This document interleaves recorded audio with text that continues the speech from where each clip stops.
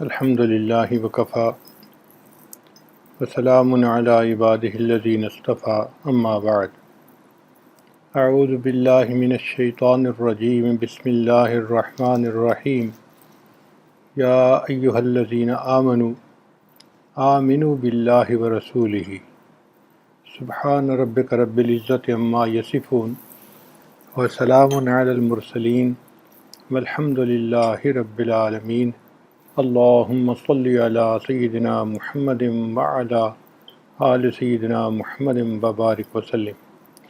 یا ایہا الذین آمنوا، اے ایمان والو، آمنوا باللہ ورسولہ، اللہ اور اس کے رسول پر ایمان لے آؤ۔ اس آیت کو پڑھنے والا حیران ہوتا ہے کہ اللہ تعالیٰ خطاب بھی ایمان والوں سے فرما رہے ہیں اور ان کو حکم بھی دے رہے ہیں کہ ایمان لاؤ۔ کیا مطلب؟ کہ اے ظاہر میں ایمان لانے والو، حقیقت میں اپنے ایمان کو مضبوط کرو۔ ایک چیز کی صورت ہوتی ہے اور ایک چیز کی حقیقت ہوتی ہے۔ اگر آپ غور کریں تو گنے کی ایک صورت ہے اور ایک گنے کی حقیقت ہے کہ اس کے اندر میٹھا رس ہوتا ہے۔ اگر کبھی آپ بانس کے پودے کو دیکھیں تو بانس کا چھوٹا پودا بالکل گنے کی شکل کا ہوتا ہے، ظاہر دونوں کا ایک جیسا، مگر بانس کے اندر وہ میٹھاس نہیں ہوتی جو گنے کے اندر ہوتی ہے۔ تربوز ایک پھل ہے، بڑے سائز کا ہوتا ہے اور اندر سے بہت میٹھا ہوتا ہے۔ اور ایک اور پھل ہے ہنظل، وہ بھی شکل میں بالکل تربوز کی طرح لیکن اندر سے انتہائی کڑوا ہوتا ہے۔ اب صورت ان کی ایک جیسی، حقیقت ان کی مختلف ہے۔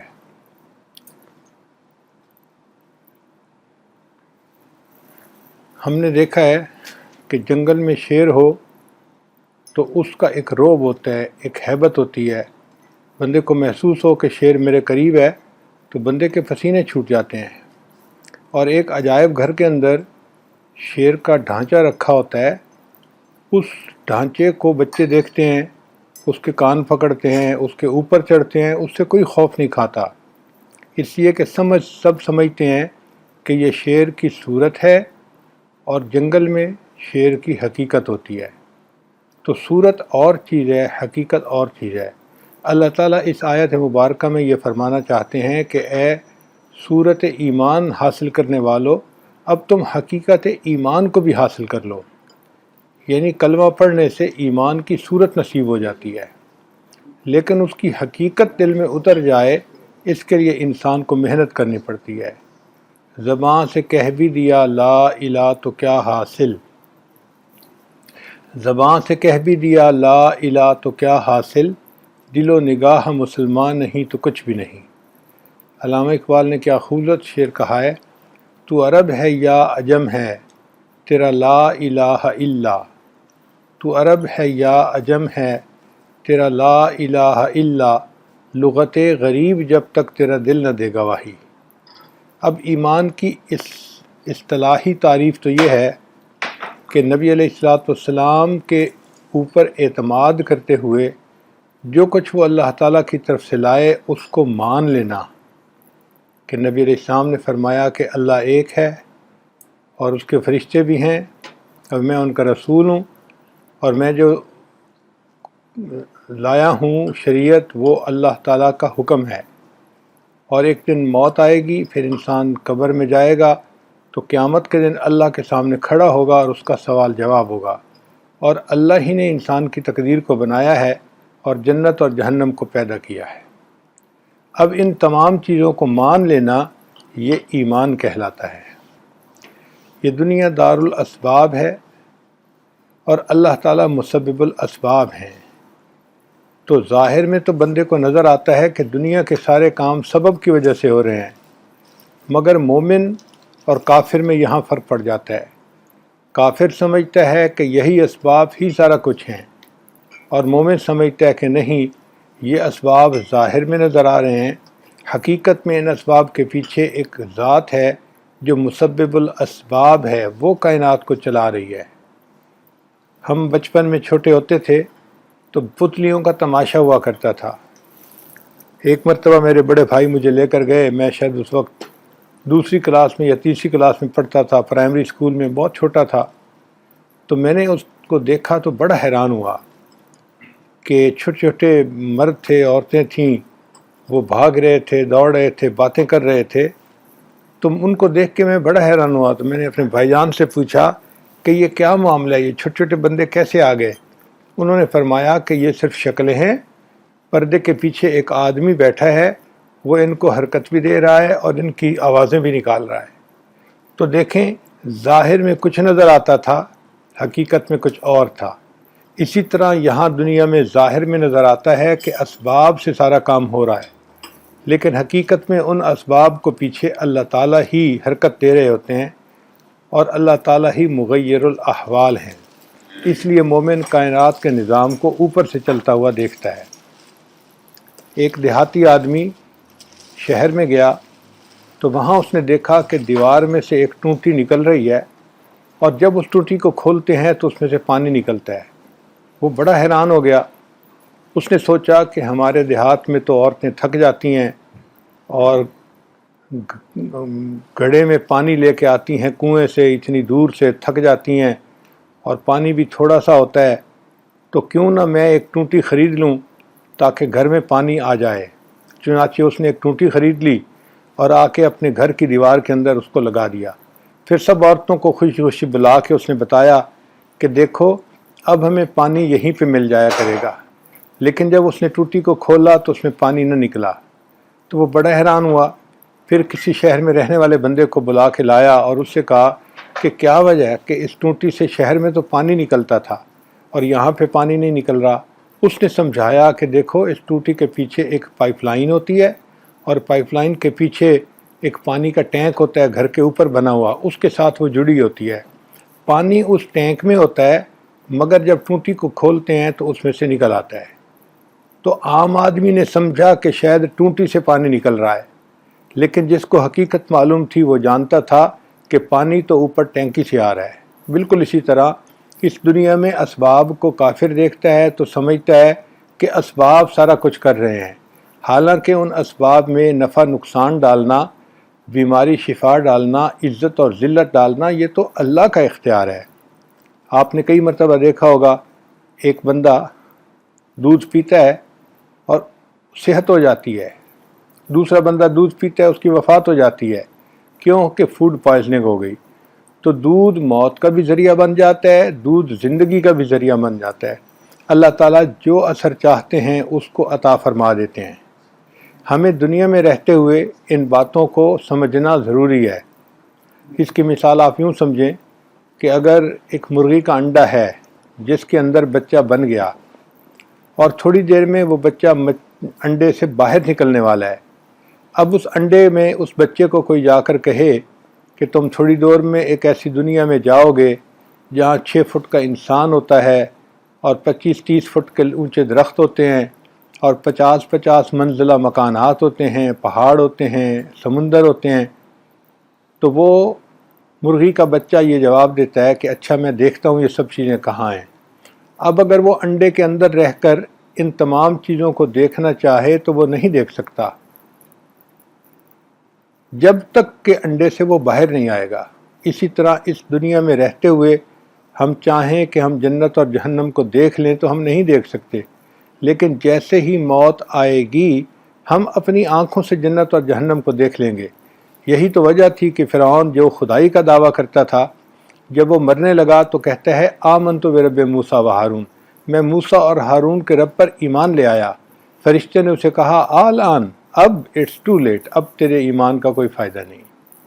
تو اس لیے ہمیں چاہیے کہ ہم نبی علیہ السلام کے فرمانے پر جو آپ نے بتلایا سب کچھ کو تسلیم کر لیں، اس کو ایمان کہتے ہیں، اور اللہ کے ہاں اس کی بڑی قدر ہے۔ ایک چھوٹی مچھلی دریا کے اندر تیر رہی تھی، اس نے ایک گوشت کا ٹکڑا لٹکتا ہوا دیکھا، اس نے چاہا کہ کیوں نہ میں اس گوشت کو کھا لوں۔ اس نے بڑی مچھلی سے پوچھا کیا میں یہ گوشت کا ٹکڑا کھا سکتی ہوں؟ بڑی مچھلی نے کہا خبردار، اس کے قریب بھی نہ جانا۔ اس نے پوچھا کیوں؟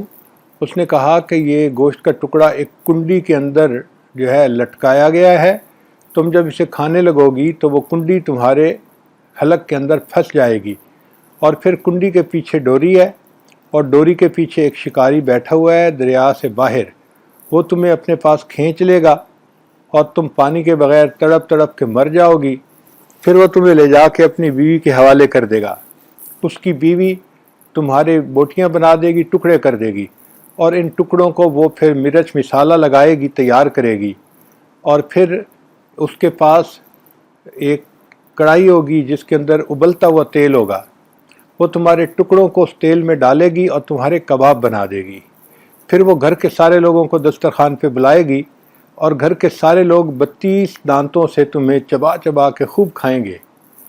یہ ساری بات سن کے وہ چھوٹی مچھلی کہنے لگی، اچھا میں دیکھتی ہوں کہ یہ سب چیزیں کہاں ہیں۔ اب اگر وہ دریا کا چکر لگانا شروع کر دے چھوٹی مچھلی، یہ ڈھونڈنے کے لیے کہ شکاری کہاں ہے، اس کو پانی میں شکاری نہیں مل سکتا، نہ شکاری کی بیوی نظر آ سکتی ہے، نہ اس کو چھری نظر آ سکتی ہے، نہ اس کو تیل کی کڑھائی نظر آ سکتی ہے، نہ اس کو دسترخوان پہ بیٹھے ہوئے لوگ نظر آ سکتے ہیں۔ اگر وہ بڑی مچھلی کی بات مان لے تو اس کا فائدہ ہے، اور اگر نہیں مانے گی تو جیسے ہی گوشت کے ٹکڑے کو کھانے لگے گی اس کو شکاری کھینچے گا اپنی طرف، اور یہ ساری منزلیں وہ اپنی آنکھوں سے خود دیکھ لے گی۔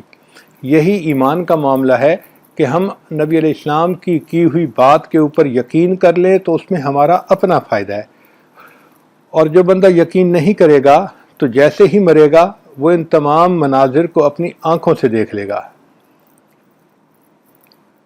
اللہ تعالیٰ اسباب بنا دیتے ہیں، کبھی بندے کے لیے بیماری کے سبب، کبھی بندے کے لیے صحت کا سبب، کبھی عزت کا سبب، کبھی ذلت کا سبب، یہ اللہ تعالیٰ بناتے ہیں۔ اس لیے کافر جو ہے وہ نظر سے دیکھ کے زندگی گزارتا ہے، اور مومن جو ہے وہ خبر کی زندگی گزارتا ہے۔ خبر سے کیا مراد؟ کہ جو نبی علیہ السلام نے فرما دیا بس اس بات کے مطابق اپنی زندگی گزار رہا ہوتا ہے۔ چنانچہ مشاہدات کے تذکروں سے یقین بگڑتا ہے اور غیب کے تذکروں سے یقین بنتا ہے۔ مومن دل کی آنکھ سے دیکھتا ہے کہ اعمال میں کامیابی ہے، اس لیے وہ اعمال کی طرف توجہ دیتا ہے۔ روزانہ نماز میں جو بلایا جاتا ہے حی علی الصلاۃ حی علی الفلاح، تو گویا اس میں سبق دیا جاتا ہے کہ آؤ نماز کی طرف، آؤ فلاح کی طرف، یعنی مومن کو یہ خبر دی جا رہی ہے کہ اعمال کی وجہ سے تجھے فلاح ملے گی۔ تو اعمال سے انسان کو کامیابی ملتی ہے اور بے عملی سے اس کو ناکامی ملتی ہے۔ انسان کے اوپر جو حالات ہیں یہ عدلتے بدلتے رہتے ہیں، کبھی یہ حالات اللہ کی طرف سے آتے ہیں آزمائش کے طور پر، اور کبھی یہ آتے ہیں انسان کے درجات کو بڑھانے کے لیے۔ اگر ایک عورت پریگننٹ ہو تو اس کو کئی مرتبہ قے آتی ہے، یہ قے اس بات کی نشانی ہے کہ اس کے جسم میں بچے کی پیدائش ہو رہی ہے اور بچے کی جسامت بڑھ رہی ہے۔ اسی طرح جو ایمان والوں کے اوپر حالات آتے ہیں تو یہ بتاتا ہے کہ ایمان والوں کی تکلیف اس بات کی دلیل ہے کہ اللہ تعالیٰ اس کے بدلے ان کو درجات بڑھا رہے ہوتے ہیں۔ مصیبت اللہ کی طرف سے ہے اور اس کو ہٹانے کے لیے پھر رجوع اللہ کی ضرورت ہوتی ہے۔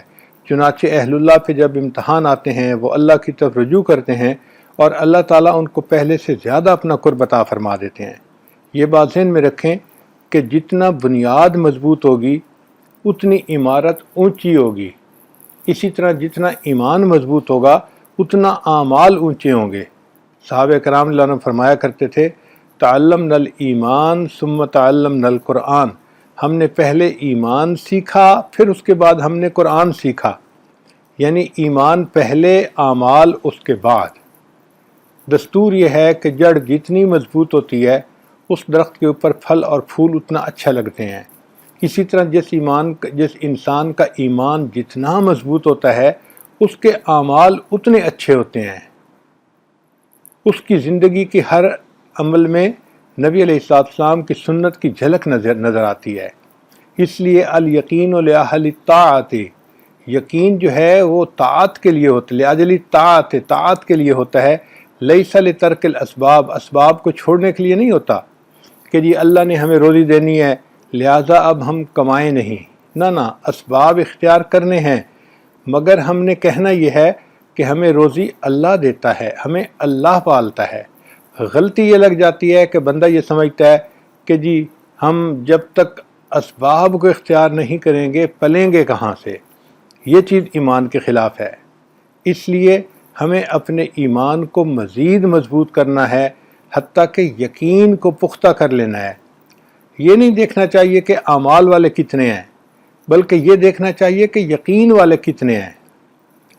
جس بندے کا ایمان جتنا مضبوط ہوتا ہے اس کو ایمان کا اتنا ہی ڈر لگا رہتا ہے۔ اس لیے حضرت حنظلہ رضی اللہ عنہ نے فرما دیا تھا، نافق حنظلہ، نافق حنظلہ، حنظلہ تو منافق ہو گیا۔ حالانکہ وہ منافق تو نہیں تھے، وہ تو پکے مومن تھے، مگر ان کو اپنے ایمان کا ڈر لگا ہوتا تھا۔ اس کی مثال یوں سمجھیں کہ جس طرح ایک آدمی کے پاس بہت سارا مال ہو اور وہ اکیلا کہیں باہر نکلے تو اس کو ڈر لگا رہتا ہے کہ یہ مال مجھ سے کوئی چھین نہ لے، مجھ سے چھین لے، یا مجھ سے چوری کر کے کوئی لے جائے، یا میری جیب کاٹ لے، اس کو ڈر ہوتا ہے۔ اسی طرح جس کے دل میں ایمان ہوتا ہے اس کو ہر وقت ڈر لگا رہتا ہے کہ شیطان کہیں مجھے ورغلا نہ دے اور مجھے کہیں راستے سے ہٹا نہ دے۔ یہی وجہ تھی کہ حضرت سیدنا صدیق اکبر رضی اللہ تعالیٰ عنہ بہت رویا کرتے تھے اور دعا مانگا کرتے تھے، اے کاش میں کسی مومن کے بدن کا بال ہوتا، اے کاش مجھے میری ماں نے جنا ہی نہ ہوتا۔ کیا مطلب؟ کہ وہ یہ جانتے تھے کہ جو ہمارے پاس ایمان کی نعمت ہے یہ اللہ کرے کہ موت تک سلامت رہے، شیطان کہیں اس میں رخنہ اندازی نہ کر دے۔ ان کو اپنے ایمان کا ڈر رہتا تھا، فکر رہتی تھی، اس لیے کہتے تھے کہ میں کسی مومن کا بدن کا بال ہوتا، میں کوئی پرندہ ہوتا، میں کوئی درخت کا پتا ہوتا، میں تو گھاس کا تنکا ہوتا۔ سفیان ثوری رحمۃ اللہ علیہ ایک بزرگ تھے، ایک مرتبہ بیٹھے ہوئے رو رہے تھے، تو کسی نے پوچھا کہ بھائی آپ اتنا کیوں رو رہے ہیں؟ تو فرمانے لگے، ان کے سامنے ایک کوئی رائی کا دانہ پڑا ہوا تھا، وہ اٹھا کے انہوں نے دکھایا اور کہا کہ دیکھو بھائی میں نے اتنا بھی اپنے رب کی نافرمانی نہیں کی، یعنی میں نے کوئی گناہ سرزد نہیں ہوا مجھ سے۔ اس نے کہا پھر روتے کیوں ہیں؟ کہنے لگا روتا اس بات پہ ہوں کہ جو اللہ نے مجھے ایمان کی نعمت عطا فرمائی ہے، اللہ کرے کہ یہ آخری لمحے تک میرے وہ پاس سلامت رہے، کہیں اللہ کی بے نیازی مجھے ایمان سے محروم نہ کر دے۔ تو ایسے لوگوں کو اللہ کی بے نیازی سے ڈر لگتا ہے، اس لیے وہ تڑپتے رہتے ہیں، روتے رہتے ہیں اور اللہ سے مانگتے رہتے ہیں، اور اللہ تعالیٰ پھر ان کے ساتھ معاملہ خیر کا فرما دیتے ہیں۔ وعدوں پہ یقین کرنے والا اللہ کے وعدوں کو پورا ہوتا ہوا اپنی آنکھوں سے دیکھتا ہے۔ جس بندے کو شک ہوتا ہے وہ محروم ہوتا ہے۔ چنانچہ بچہ اس دنیا میں آتا ہے تو اس کو سب سے پہلے ایمان کی تلقین کی جاتی ہے۔ وہ کیسے؟ اس کے ایک کان میں اذان کہی جاتی ہے اور دوسرے میں اقامت کہی جاتی ہے، تو اس کو ایمان کی تلقین کی گئی۔ اور جب بندہ دنیا سے جانے لگتا ہے تو اس وقت بھی اس کو کلمے کی تلقین کی جاتی ہے۔ حدیث پاک میں ہے لقنوا موتاکم، تم اپنے مرنے والے بندے کو ایمان کی تلقین کرو، یعنی ان کے سامنے کلمہ پڑھو۔ تو دنیا میں آتے ہوئے بھی ایمان کی تلقین اور دنیا سے جاتے ہوئے بھی ایمان کی تلقین، اور قبر میں اسی ایمان کے بارے میں سب سے پہلے پوچھا جائے گا کہ فرشتے آئیں گے دو اور پوچھیں گے مر ربک، تیرا رب کون ہے، تجھے پالا کس نے ہے، تجھے تیری نوکری نے پالا، تیری کھیتی نے پالا، تیرے کاروبار نے پالا، یا تجھے تیرے رب نے پالا، تیرا پالنے والا کون ہے؟ تو جو تو اللہ پر یقین رکھتا ہوگا وہ کہے گا ربی اللہ، میرا رب اللہ ہے، اور جو اسباب پہ یقین رکھتا ہوگا وہ کہے گا ہائے ہاتھ لا ادری، مجھے نہیں پتہ مجھے کس نے پالا ہے۔ تو اس لیے اپنے اس ایمان کو مضبوط رکھنا، پختہ رکھنا یہ انتہائی ضروری ہے، تاکہ اللہ تعالیٰ کے اوپر انسان کا اعتماد رہے، یقین رہے، اور انسان کی توجہ اللہ تعالیٰ کی طرف رہے۔ پورے قرآن پاک میں جتنے قصے بیان ہوئے ہیں ان میں ہمیں یہی سبق دیا گیا ہے کہ دیکھو امام الانبیاء کی امت اس بات کو اچھی طرح سمجھ لے کہ حضرت شعیب علیہ السلام کی قوم کے قصے میں بتایا کہ تجارت سے تمہیں کامیابی نہیں ہوگی، اللہ تعالیٰ کی فرما برداری سے کامیابی ہوگی۔ نوح علیہ السلام کے قصے میں یہ بتایا گیا کہ اکثریت کے ہونے سے تمہیں کامیابی نہیں ہوگی، بلکہ تمہیں اللہ کی فرما برداری سے کامیابی ہوگی۔ صالح علیہ السلام کی قوم کے قصے میں سبق یہ دیا گیا کہ عمارات کے اونچا اونچا بنانے سے کامیابی نہیں ہوگی، بلکہ اللہ تعالیٰ کی فرما برداری سے کامیاب ہوگی۔ یوسف علیہ السلام کی قصے میں بتایا گیا کہ خزانہ ملنے سے، وزارت ملنے سے تمہیں کامیابی نہیں ہوگی، بلکہ اللہ کی فرما برداری سے کامیابی ہوگی۔ موسیٰ علیہ السلام کے قصے میں بتایا گیا کہ فرعون کی بادشاہی سے کچھ نہ بنا، اسی طرح دنیا کے اسباب سے کچھ نہیں بنے گا، بلکہ اللہ کی فرما برداری سے ملے گا۔ تو معلوم ہوا کہ قرآن مجید کے یہ سارے قصے ہمیں سبق دے رہے ہیں کہ اسباب سے اس طرح نفی کرو جس طرح پہلے زمانے میں بتوں کی نفی کی جاتی تھی۔ پہلے زمانے میں لات اور منات ان کی نفی کی جاتی تھی، شد و مد کے ساتھ، زور کے ساتھ۔ آج کے دور میں ہمیں بھی اسباب کی اسی طرح نفی کرنی ہے کہ نہیں، فصل سے جو ہے نا کامیابی نہیں ہوتی، نوکری سے کامیابی نہیں ہوتی، فیکٹریاں لگانے سے کامیابی نہیں ہوتی، کامیابی تو اللہ کے فرما برداری کرنے میں ہوتی ہے، نبی علیہ السلام کے طریقے کو اپنانے میں کامیابی ہوتی ہے۔ اس لیے ہمیں چاہیے کہ ہم اسباب سے نظریں ہٹائیں اور اپنے اللہ پہ نظریں جمائیں، اسباب سے نظریں ہٹائیں اور اپنے اللہ پہ نظریں جمائیں۔ علامہ اقبال نے کیا خوبصورت شعر کہا، بتوں سے تجھ کو امیدیں خدا سے نا امیدی، بتوں سے تجھ کو امیدیں خدا سے نا امیدی، مجھے بتا تو صحیح اور کافری کیا ہے۔ اور یہی تو کفر ہے کہ انسان کو بتوں سے امیدیں ہوں اور اللہ سے انسان نا امید ہو جائے۔ آج کل جس کی نوکری لگ جاتی ہے گورنمنٹ کی، وہ بڑا خوش ہوتا ہے کہ جی اب میرے رزق کا مسئلہ حل ہو گیا۔ بھئی اللہ تعالیٰ رزق تو دیں گے ہی صحیح، اگر ہم مدرسے میں پڑھیں گے، قرآن اور حدیث کا علم حاصل کریں گے، پھر بھی ہمیں اللہ ہی کھلائیں گے، سبب اللہ ہی بنائیں گے۔ تو ہمیں اللہ تعالیٰ کی ذات پر یقین رکھنا چاہیے، البتہ سبب کے طور پر ہاتھ پاؤں ہلانے بھی ضروری ہیں۔ اسلاف اپنے بچوں کو ایمان اور یقین سکھایا کرتے تھے تاکہ بچوں کے ذہن میں بچپن ہی سے یہ بات بیٹھ جائے کہ ہمیں پالتا کون ہے؟ اللہ پالتا ہے۔ حضرت خواجہ قطب الدین بختیار کاکی رحمۃ اللہ علیہ کے حالات زندگی میں لکھا ہے کہ جب وہ بچے تھے تو ان کے والدین نے آپس میں فیصلہ کیا کہ ہم اس بچے کو مضبوط ایمان سکھاتے ہیں۔ چنانچہ ایک دن ان کی والدہ نے ان کے لیے روٹی بنائی اور اس کو کسی جگہ چھپا دیا۔ جب بچہ مدرسے سے آیا اس نے کہا کہ امی مجھے بھوک لگی ہے، تو ماں نے کہا بیٹا ہمیں بھی اللہ کھانا دیتا ہے اور تمہیں بھی اللہ کھانا دیتا ہے، ہم بھی اللہ سے مانگتے ہیں تو تم بھی اللہ سے مانگو، اللہ تمہیں دے گا۔ بچے نے کہا امی کیسے مانگوں؟ ماں نے کہا بیٹا مصلی بچھاؤ اور اس کے اوپر بیٹھ کے اللہ سے دعا مانگو، تم دعا مانگو گے اللہ قبول کر لے گا۔ چنانچہ بچے نے مصلی بچھایا اور ننھے منھے ہاتھ اٹھائے اور اللہ سے دعا مانگی، اے اللہ میں ابھی ابھی مدرسے سے آیا ہوں، مجھے بھوک لگی ہوئی ہے، میرے امی ابو کو بھی آپ کھانا دیتے ہیں اور مجھے بھی آپ نے دینا ہے، اللہ مجھے دے دیجئے۔ پھر دعا مانگنے کے بعد اس نے کہا کہ امی اب کیا کروں؟ ماں نے کہا بیٹا اللہ نے تمہارا کھانا کہیں بھیجا ہوگا، تم کمرے میں جاؤ اور اسے ڈھونڈو۔ بچہ کمرے میں گیا، اس نے ڈھونڈا تو اس کو کسی جگہ کپڑے کے نیچے روٹی گرم گرم مل گئی، تو وہ خوشی سے لے آیا، امی اللہ نے کھانا بھیج دیا ہے۔ چنانچہ ماں نے کہا بیٹھ کے کھا لو۔ اب روز کی روٹین بن گئی، ماں کھانا بنا کے رکھ دیتی، بچہ دعا مانگتا اور جب کھانا مل جاتا تو بچہ خوش ہوتا کہ اللہ نے مجھے کھانا کھلا دیا۔ اب بچے نے جب روز کھانا کھانا شروع کیا تو اس کے دل میں اللہ کی محبت بڑھنے لگی۔ چنانچہ وہ کبھی پوچھتا امی اللہ مجھے جس طرح کھانا دیتے ہیں آپ کو دیتے ہیں، ساری دنیا کے انسانوں کو اللہ کھانا دیتے ہیں؟ ماں کہتی ہاں۔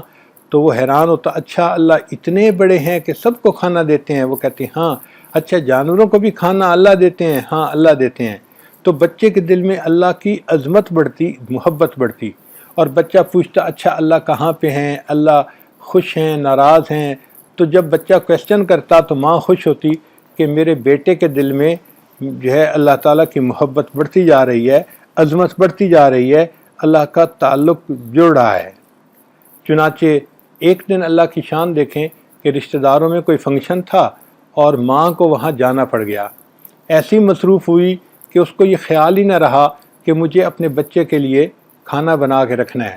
جب اس نے وقت دیکھا تو دیر ہو چکی تھی، بچے کے مدرسے سے آنے کا وقت ہو چکا تھا تو ماں بڑی پریشان ہوئی، اسی وقت نکلی اپنے گھر واپس آنے کے لیے۔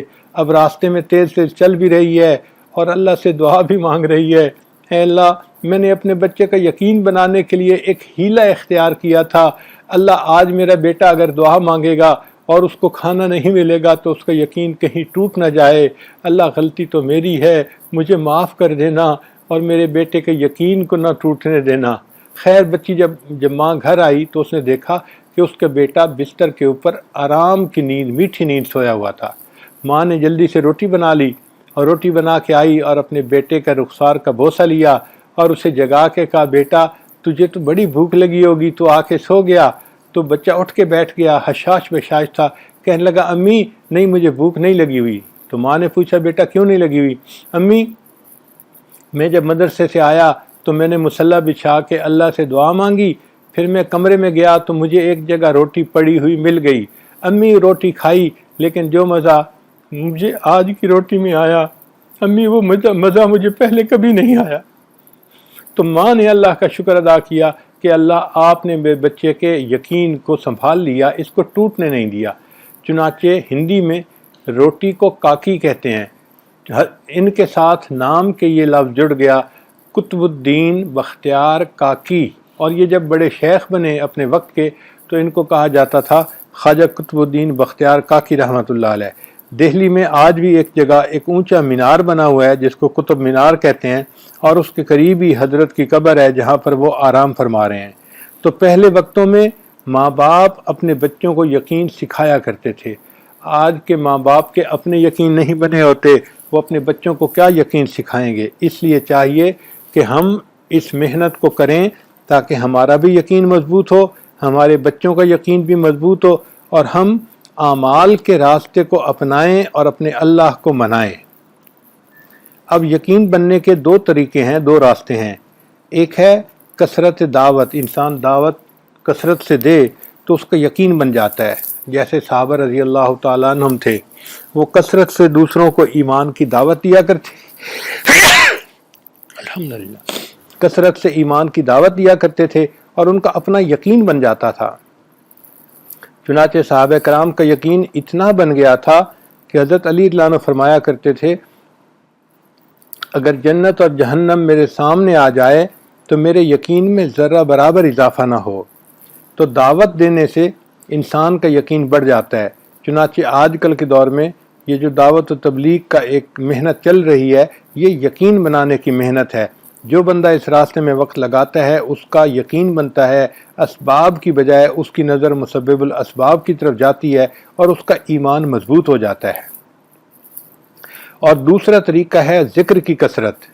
جتنا انسان ذکر کی کثرت کرے گا اتنا اس کی توجہ اللہ رہے گی، اور ہر چیز اس کی جو ہے اور ہر حال میں وہ اللہ کی طرف متوجہ رہے گا۔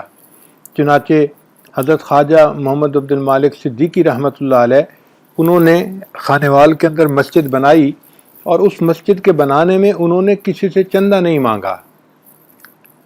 لوگوں نے مسجد کا نام بے چندہ مسجد رکھ دیا کہ جی فلاں تو بے چندہ مسجد ہے۔ حضرت خواجہ مالک صدیقی رحمۃ اللہ علیہ خود تو اتنے نہیں تھے کہ بھئی ان کے پاس اتنے پیسے ہوتے کہ وہ مسجد بنا دیں، لوگ ہی مسجد کے لیے ہدیہ دیا کرتے تھے، مگر حضرت مانگتے نہیں تھے، کہتے تھے کہ نہیں میں اللہ سے مانگتا ہوں، اللہ خود اپنے بندوں کے دل میں ڈال دے گا اور بندے پھر میرے پاس آئیں گے کہ جی مسجد کے لیے یہ لے لیجئے، تو حضرت لے لیا کرتے تھے۔ ہماری والدہ صاحبہ یہ واقعہ سنایا کرتی تھیں، ایک مرتبہ حضرت نے جو مستری مزدور تھے ان کے ساتھ یہ وعدہ کر لیا تھا کہ بھئی آپ لوگ مزدوری کرتے رہیں اور آپ کی مزدوری کے پیسے جمع ہوتے رہیں گے، اور پھر جب اللہ مجھے دے گا تو میں ایک ہی وقت میں ادا کر دوں گا۔ چنانچہ سب میں مستری مزدور روزانہ پیسہ نہیں لیا کرتے تھے، بلکہ وہ کام بھی کیا کرتے تھے اور پھر اللہ سے دعائیں بھی مانگا کرتے تھے۔ حضرت خوش ہوتے تھے، فرماتے تھے پہلے میں اکیلا تھا اللہ سے مانگنے کے لیے، اب میرے ساتھ یہ مستری مزدور بھی شامل ہو گئے، اب ہم کئی اللہ سے مانگنے والے بن گئے، اب اللہ کی مدد آئے گی اور جلدی مسجد بن جائے گی۔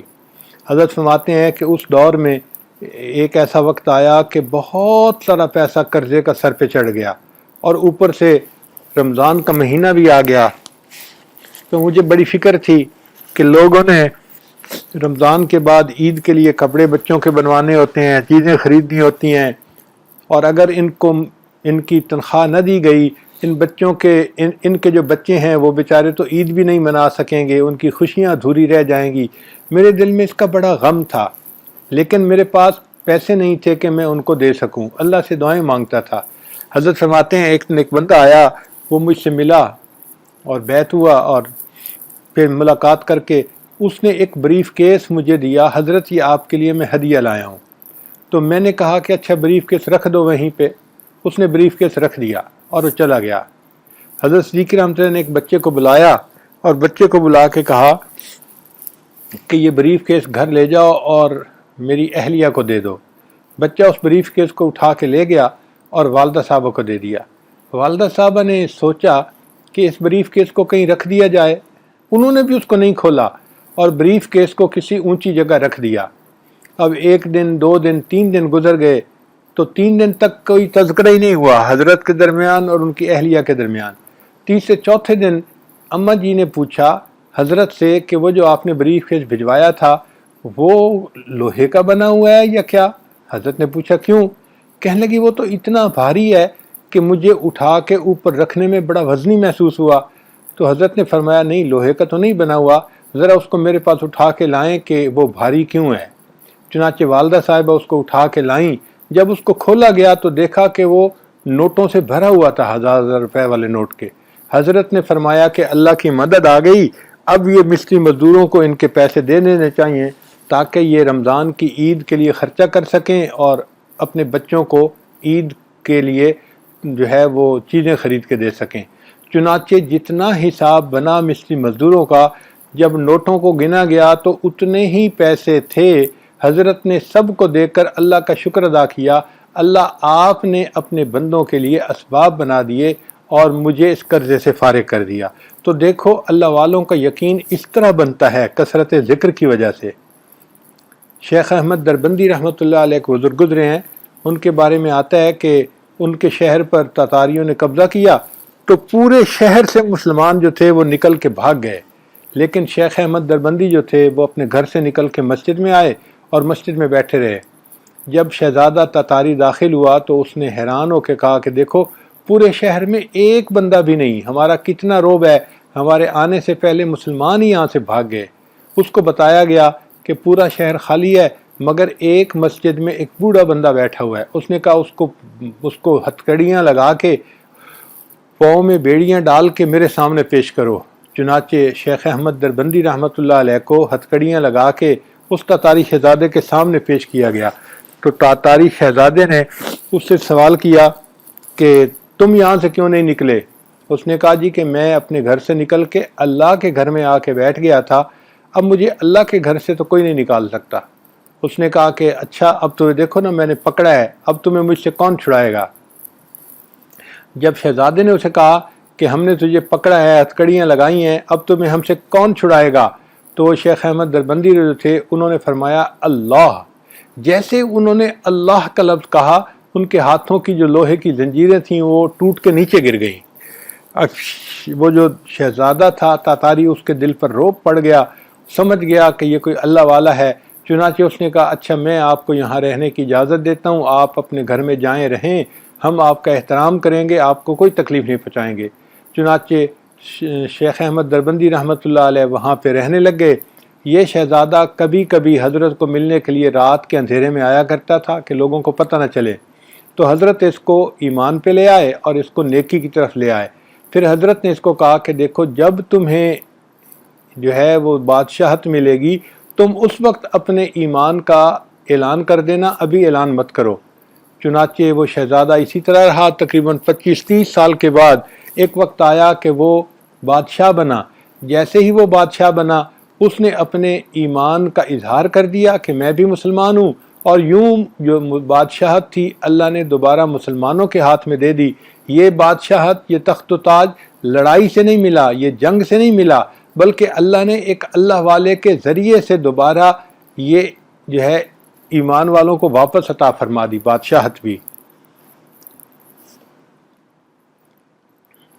علامہ اقبال نے خوبصورت شعر کہا کہ ہے ایاں آج ہے ایاں یورش تاتار کے افسانے سے، ہے ایاں یورش تاتار کے افسانے سے، پاسباں مل گئے کعبے کو صنم خانے سے۔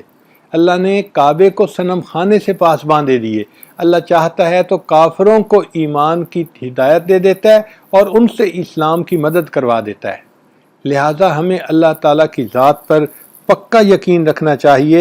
ہمارے پاس یہ بڑی نعمت ہے جس کو ہم ایمان کہتے ہیں، اور ہمیں چاہیے کہ ہم کثرت ذکر کریں تاکہ ہمارے دل میں بھی اللہ کی ذات پہ پورا یقین آ جائے، ہمارا ایمان مضبوط ہو جائے۔ رابعہ بصریہ اللہ کی نیک بندی، ان کا واقعہ بھی ذرا توجہ کے ساتھ سن لیجئے کہ ایک مرتبہ ان کے ہاں کچھ مہمان آ گئے۔ شام کا وقت ہو گیا، گھر میں کچھ کھانے کی چیز بھی نہیں تھی۔ چنانچہ مغرب کے بعد ایک آدمی نے دروازہ کھٹکھٹایا۔ رابعہ بصریہ نے اپنی خادمہ سے کہا کہ دیکھو کون ہے؟ اس نے کہا کہ ایک بندہ ہے جو روٹیاں لایا ہے۔ رابعہ نے کہا کہ اچھا روٹیاں گنو کتنی ہیں؟ اس نے کہا جی 9 روٹیاں ہیں۔ اس نے کہا اچھا یہ روٹیاں میری نہیں ہیں، کسی اور کی ہیں، اس بندے کو کہو کہ چلا جائے۔ وہ بندہ واپس چلا گیا۔ اب عشاء کا وقت ہو گیا اور کھانے کا وقت تھا۔ خادمہ پریشان تھی کہ بھئی کھانا آئے تو ہم مہمانوں کو کھلائیں تاکہ مہمان کھانا کھا کے تو آرام کریں، مگر گھر میں کچھ تھا ہی نہیں، پریشانی تھی۔ کچھ دیر کے بعد دوبارہ دروازہ کھٹکھٹایا گیا۔ پوچھا کون؟ کہ جی کوئی کھانا لایا ہے۔ دیکھو کتنی روٹی ہیں؟ اس نے کہا جی 9 روٹی ہیں۔ کہنے لگی نہیں میری نہیں ہیں، اس کو کوئی یہ چلا جائے۔ چلا گیا۔ اب دیر ہو گئی، اب آدھی رات کا وقت ہو گیا اور مہمانوں کو نیند بھی ستا رہی تھی لیکن کھانا بھی نہیں کھلایا گیا تھا، تو خادمہ بھی پریشان تھی۔ اتنے میں اللہ کی شان کے تیسری مرتبہ دروازہ کھٹکھٹایا گیا۔ رابعہ نے کہا دیکھو کون ہے؟ اس نے کہا جی کوئی کھانا لایا ہے۔ کہنے لگی اچھا تم دیکھو کہ روٹیاں کتنی ہیں؟ اس نے کہا جی 9 ہیں۔ اس نے کہا نہیں اس کو کہہ دو کہ یہ ہماری نہیں ہے، چلا جائے یہاں سے۔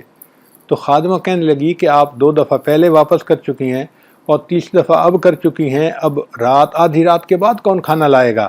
مہمانوں کو کھانا کھلانا تو ہے۔ تو وہ کہنے لگی اس لیے کہ روٹیاں 9 ہیں۔ تو خادمہ نے کہا 9 ہیں تو مسئلہ کیا ہے؟ اس نے کہا کہ میں نے آج دن میں ایک فقیر میرے پاس آیا اور اس نے روٹی کا سوال کیا، تو میرے پاس ایک روٹی تھی جو میں نے اس فقیر کو دے دی تھی اللہ کے راستے میں، وہ فقیر چلا گیا تھا۔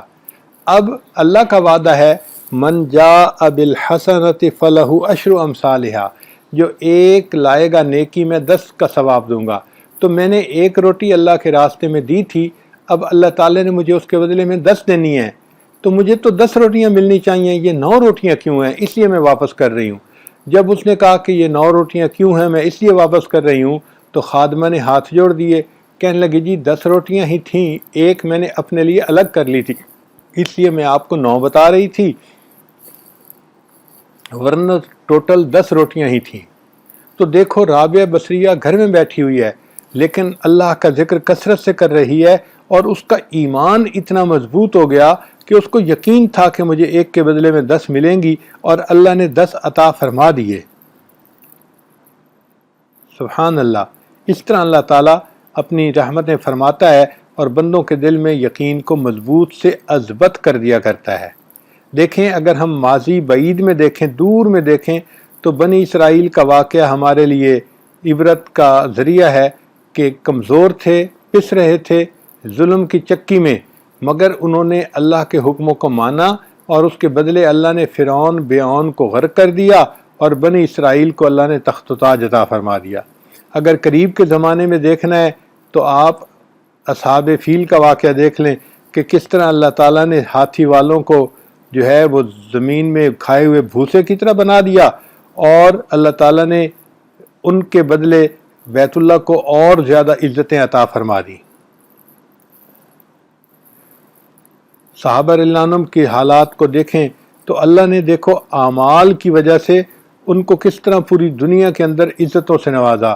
بات کیا تھی کہ نہ کیسر و کسریٰ سے دبے، بات کیا تھی کہ نہ کیسر و کسریٰ سے دبے، چند وہ لوگ کے اونٹوں کے چرانے والے، جن کو کافور پہ ہوتا تھا نمک کا دھوکا، بن گئے دنیا کی تقدیر بدلنے والے۔ وہ اتنے سادہ لوگ، ان پڑھ لوگ کہ جو کافور کو نمک سمجھتے تھے، اللہ نے ان کو وہ کامیابی عطا فرما دی کہ دنیا کی تقدیر بدل کے رکھ دی انہوں نے۔ تو صحابہ رضی اللہ عنہم کے اعمال جو تھے ان کی وجہ سے اللہ نے ان کو دنیا میں بھی فتح عطا فرمائی، عزت عطا فرمائی، اور ان کو اللہ تعالیٰ نے آخرت کی بھی نعمت عطا فرمائی۔ ہم بھی اگر چاہتے ہیں کہ ہمیں دنیا میں فلاح ملے، نیکی ملے، کامیابی ملے، تو ہمیں اعمال کو اپنانا پڑے گا اور نیکی کو استقامت کے ساتھ کرنا پڑے گا۔ ایمان کا کمال یہ ہے، یہ بات بہت توجہ کے ساتھ سنیے، ایمان کا کمال یہ ہے کہ انسان کی توجہ غیر سے ہٹ کر اللہ کی طرف ہو جائے۔ ایمان کا کمال یہ ہے کہ انسان کی توجہ ما سوا سے ہٹ کے اللہ کی طرف ہو جائے، دنیا سے ہٹ کے آخرت کی طرف ہو جائے، اسباب سے ہٹ کے اعمال کی طرف لگ جائے۔ تو جو بندہ اسباب سے اعمال کی طرف لگ جائے، دنیا سے آخرت کی طرف متوجہ ہو جائے اور ما سوا کی بجائے اللہ کی طرف متوجہ ہو جائے، آپ سمجھ لیں کہ اس بندے کا ایمان جو ہے وہ مضبوط ہو گیا ہے اور اس کو کمال حاصل ہو گیا ہے۔ ہمارے پاس مال جو ہے بڑی قیمتی چیز ہوتی ہے، لیکن مال سے جان زیادہ قیمتی ہوتی ہے۔ انسان بیمار ہو جاتا ہے تو مال خرچ کر دیتا ہے کہ جی آخر ہمیں اپنے لیے علاج کروانا ہے، تو معلوم ہوا کہ جان زیادہ قیمتی ہے مال کے لیے۔ پھر جان سے بھی زیادہ انسان کی عزت قیمتی ہوتی ہے، انسان اپنی عزت کے لیے اپنی جان کی بھی بازی لگا دیتا ہے۔ چنانچہ اگر کوئی عورت اپنی عزت بچانے کے لیے اپنی جان قربان کر دے تو شریعت کا یہ فیصلہ ہے کہ وہ عورت شہیدہ ہوتی ہے، اللہ تعالیٰ آخرت میں اس کو شہادت کا رتبہ عطا فرمائیں گے۔ تو مال سے جان عزیز ہوتی ہے، جان سے عزت عزیز ہوتی ہے، اور عزت سے ایمان عزیز ہوتا ہے۔ ایمان سب سے قیمتی چیز ہے جو اللہ نے ہمیں عطا فرمائی ہے۔ چنانچہ ہم اپنے ایمان کو مضبوط کرنے کی کوشش کریں اور اس کو بچا کے رکھیں فتنوں سے۔ آج ایسا وقت آ گیا کہ شیطان انسان کے ایمان کو خراب کرنے کے لیے، اعتماد کو خراب کرنے کے لیے فتنے جو ہے نا پھیلا رہا ہے، اور فتنہ پرور لوگ دوسروں کا ایمان خراب کرنے کے لیے ایسی غلط فہمیاں پیدا کر دیتے ہیں کہ لوگوں کے ایمان خراب ہو جاتے ہیں۔ اللہ تعالیٰ ہمیں مضبوط ایمان کے ساتھ زندگی گزارنے کی توفیق عطا فرمائے۔ کتابوں میں لکھا ہے کہ بہلول دانا رحمۃ اللہ علیہ ایک بزرگ تھے، ایک مرتبہ دریا کے کنارے بیٹھے ہوئے چھوٹے چھوٹے گھر بنا رہے تھے ریت کے۔ ہارون رشید نے پوچھا بہلول کیا کر رہے ہو؟ بہلول نے کہا گھر بنا رہا ہوں۔ کیوں؟ کہ جو خریدے گا میں اس کے لیے دعا کروں گا کہ اللہ تعالیٰ اس کے بدلے اس کو جنت میں گھر عطا فرما دے۔ ہارون رشید نے سمجھا ایک مجذوب آدمی ہے جو اپنے حال میں بیٹھا ہوا جنت کے مکانوں کے سودے کر رہا ہے۔ وہ آگے چلا گیا، پیچھے ہارون رشید کی بیوی آ رہی تھی زبیدہ خاتون، اس نے بھی بہلول کو سلام کیا، پوچھا بہلول کیا کر رہے ہو؟ بہلول نے کہا کہ مکان بنا رہا ہوں۔ پوچھا کس لیے؟ کہنے لگا کہ جو بندہ خریدے گا میں دعا کروں گا کہ اللہ اس کے بدلے اس کو جنت میں گھر عطا فرما دے۔ اس نے پوچھا کہ مکان کی قیمت کیا ہے؟ تو بہلول نے کہا کہ 1 دینار ہے۔ چنانچہ زبیدہ نے 1 دینار بہلول کو دے دیا اور اپنے لیے دعا کروا لی، چلی گئی تھی۔ اب رات کو جب ہارون رشید سویا تو اس نے دیکھا کہ جنت ہے اور اس کے اندر خوبصورت مکان بنے ہوئے ہیں۔ کوئی ایسا مکان ہے کہ 1 اینٹ سونے کی، 1 اینٹ چاندی کی، بڑے خوبصورت مکان بنے ہوئے ہیں، اور اس میں ایک سرخ یاقوت کا مکان ہے جو بہت خوبصورت ہے، اور اس کے دروازے کے اوپر زبیدہ کا نام لکھا ہوا ہے۔ جب اس نے اپنی بیوی کا نام لکھا ہوا دیکھا تو ہارون رشید قریب ہوا، جب دروازے پر پہنچا تو وہاں پہ ایک سیکیورٹی گارڈ تھا، اس نے اس کو روکا۔ ہارون رشید نے اس سے کہا کہ آپ نے مجھے کیوں روکا؟ اس نے کہا اس لیے کہ آپ کا نام کیا ہے؟ اس نے کہا ہارون رشید۔ اس نے کہا کہ نہیں، یہ تو زبیدہ کا مکان ہے، اور یہاں پر جس کا مکان ہو وہی اندر جا سکتا ہے، دوسرا بندہ نہیں جا سکتا۔ وہی بندہ اندر جا سکتا ہے، دوسرا نہیں جا سکتا، آپ جاؤ۔ جب ہارون رشید کو دھکا ملا تو اس کی آنکھ کھل گئی، اور آنکھ کھلنے کے بعد وہ بڑا پریشان تھا کہ یہ مکان تو زبیدہ کا ہے، میرا نہیں ہے۔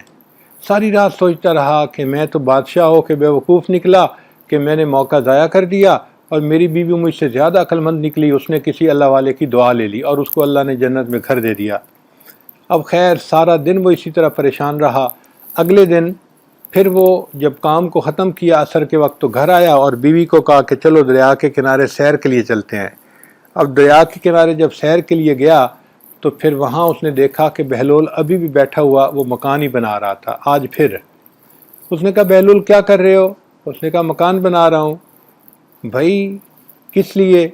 کہ جو مکان خریدے گا میں دعا کروں گا اللہ اس مکان کے بدلے اس کو جنت میں مکان عطا فرما دے۔ تو ہارون رشید نے کہا اچھا اس کی قیمت کیا ہے؟ اس نے کہا پوری دنیا کی بادشاہی۔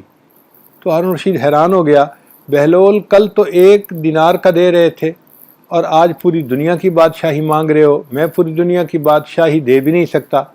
تو بہلول نے کہا کہ بادشاہ سلامت، کل بن دیکھا معاملہ تھا اس لیے قیمت تھوڑی تھی، آج دیکھا ہوا معاملہ ہے اس لیے قیمت زیادہ ہے۔ تو یہی بات ہے، آج بن دیکھے ہم نے آخرت کو مانا ہے اس لیے جنت سستی مل رہی ہے۔